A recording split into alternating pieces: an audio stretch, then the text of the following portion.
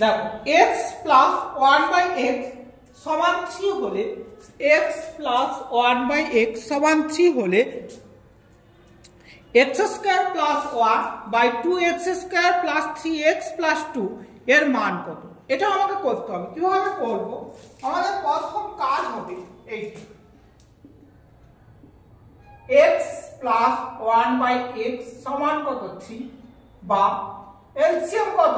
x, তাহলে এটার সঙ্গে গুণ হবে, তাহলে x স্কয়ার প্লাস 1 সমান 3 বা x স্কয়ার প্লাস 1 সমান 3x, x স্কয়ার প্লাস 1 সমান 3x।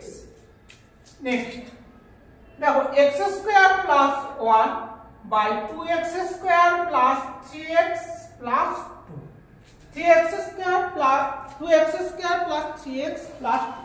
তাহলে আমাদের প্রথম কাজ হবে, দেখো x স্কয়ার প্লাস 1 সমান কত আমরা জানি 3x, বাই নিচে দেখো 2 যদি আমরা কমন নিই তাহলে কি হবে x square plus 1 plus 3x যেমন পড়ে আছে তেমন থাকবে।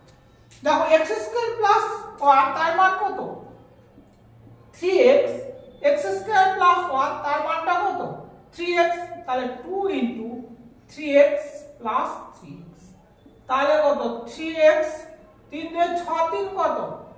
9x, তাহলে 3 দিয়ে কত? 6, 6 আর 3 যোগ করলে 9x। তাহলে আমাদের কত হবে?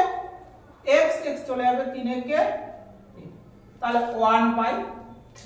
তাহলে আমাদের অ্যানসারটা কি হবে? এর মান কত? 1/3।